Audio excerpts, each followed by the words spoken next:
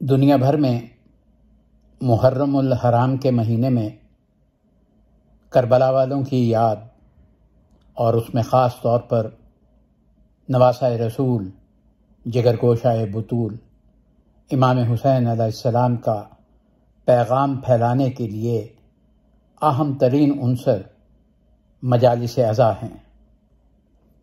تہذیب مجالس عزا اور تہذیب عزاداری گزشتہ 15 سے 20 برس میں جس طرح سے بدعات کی وجہ سے متاثر ہوئی ہے، یہ بذات خود بہت بڑا موضوع ہے۔ مجھے فقط چند منٹ میں ایک ایسی بدعت کا تذکرہ کرنا ہے جس نے مجالس کو بے حد نقصان پہنچایا ہے۔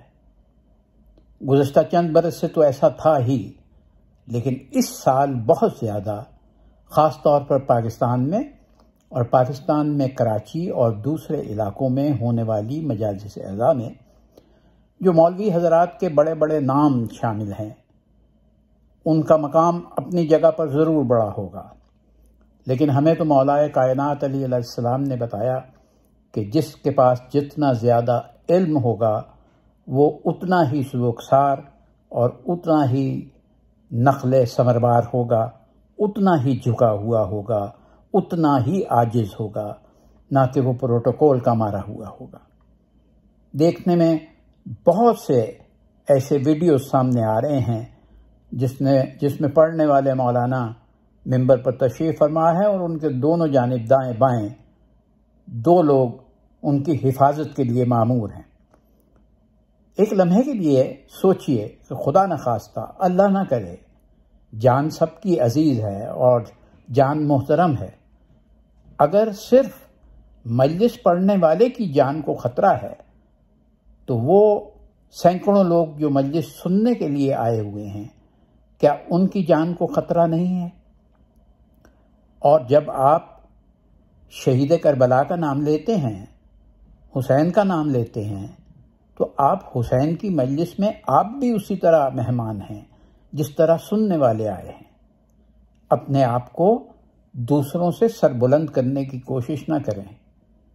آپ کے لیے اتنی ہی بڑائی کافی ہے کہ مجلس عزا میں شریک آدمی زمین پر بیٹھا ہے اور آپ ممبر پر تشریف فرما ہیں ان سے بہت اونچے۔ اس بدعت کو کون ختم کرے گا؟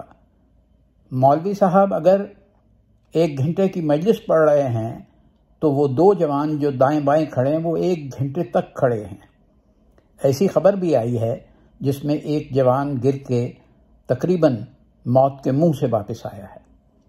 خدا کے لیے ان بدعات کو ختم کیجیے، مجلس عزا کی تہذیب کو تہذیب رہنے دیجیے، اسے پروٹوکول کا حصہ نہ بنائیے۔ آپ کے لیے اتنا ہی شرف کافی ہے، آپ کے لیے اتنی ہی عزت کافی ہے، آپ کے لیے اتنی ہی بڑائی کافی ہے کہ آپ کو سینکڑوں لوگ سننے کے لیے آتے ہیں اور آپ کو ان کے لیے مثال بننا ہے۔ اگر آپ ان کے لیے ایسی مثال قائم کر رہے ہیں تو کبھی سوچئے کہ اس کا خمیازہ یہاں نہیں تو آگے تو ضرور بھگتنا پڑے گا۔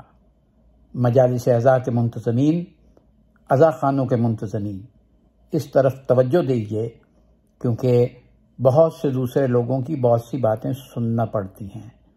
جان کی تعظیم اپنی جگہ پر، لیکن دکھاوا مجالس عزا کی تہذیب کا حصہ نہیں ہے۔